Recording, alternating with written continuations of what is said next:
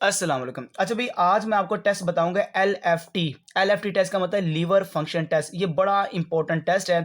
इससे हम ये मैयर करते हैं कि जो बनने वाला एंजाइम और प्रोटीन और कोई भी चीज़, कोई भी सब्सटेंस जो लीवर बनाता है, इन सब चीज़ों को क्या ये नॉर्मल बन रहा है, क्या ये कम बन रहा है, इसकी क्या वैल्यूज़ है। इस वैल्यू से हम पता लगाते हैं कि लीवर को कोई डैमेज तो नहीं हो रहा।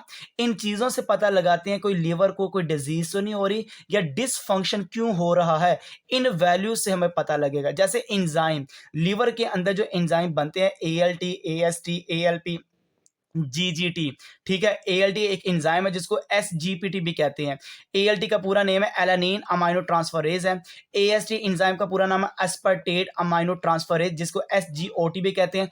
एएलपी अल्कालाइन फोस्फेट है। GGT gamma glutamyl transferase. ये जो एंजाइम है ना, याद रखना, अगर आपने ये रिपोर्ट करवाई और रिपोर्ट में इन एंजाइम का लेवल अगर हाई आ रहा है, इसका मतलब आपके लीवर सेल में डैमेज हो रहा है, मतलब कि हेपेटाइटिस का आप शिकार हो चुके हैं या आपका लीवर फैटी चर्बी वाला हो चुका है। तो ये जो प्रॉब्लम आपको पता लगा, इनकी वैल्यू से पता लगता है। अगर इनकी वैल्यू ज्यादा आ गई तो ये प्रॉब्लम हो रही है। फिर इसी तरह इस रिपोर्ट में प्रोटीन का भी बताते हैं, जिसमें सबसे मेन प्रोटीन है एल्ब्यूमिन। एल्ब्यूमिन अगर आपको रिपोर्ट में लो लेवल आ रही है तो इसका मतलब है लीवर क्रोनिक डिजीज, एक लंबे ड्यूरेशन वाली डिजीज में जा चुका है।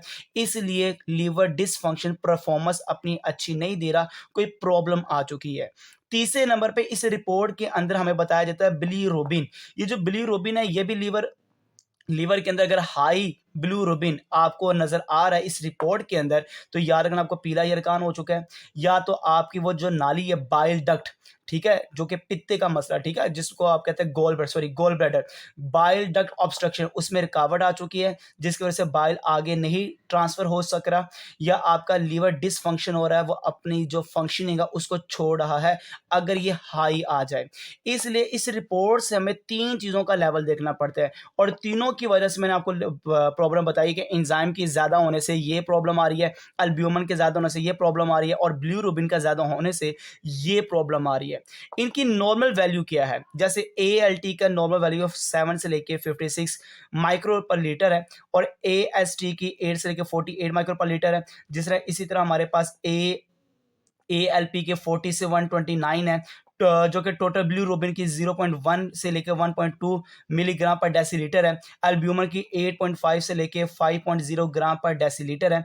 ये हमारे पास नॉर्मल वैल्यू है। इनसे अगर बढ़ जाए कोई भी चीज़, तो इट मीन्स ये प्रॉब्लम है, जिसकी वजह से डॉक्टर आपको कहता है ये टेस्ट करवाएं, ताकि पता लगे ये लीवर में कौन सी प्रॉब्लम आ रही है, किस लेवल की प्रॉब्लम है। इसके लिए आपने सिंपल लेबोरेटरी में जाना है और अपना ब्लड का सैंपल देना है। और ये सैंपल कहाँ से लिया जाएगा? वेन से। आपकी जो बाजू की वेन है वहाँ से लिया जाएगा। मगर इसकी शर्त लाजमी है कि पहले आपको 8 से 12 घंटे फास्टिंग, मतलब कि आपने खाना पीना नहीं खाना, छोड़ के रखना है, और 8 से 12 घंटे के बाद बगैर खाना खाए आपने ये टेस्ट करवाना होता है। तो ये हमारे पास आ जाता है एलएफटी, जिससे पता लगते हैं कि लीवर में कौन सी प्रॉब्लम आ रही है और ये कौन सी डिजीज होने वाली है। इनसे पता लगता है, जो कंपोनेंट मैंने आपको बताएं, इनकी नॉर्मल वैल्यू से आप पता लगा लेते हैं। जज़ाकल्लाह खैर।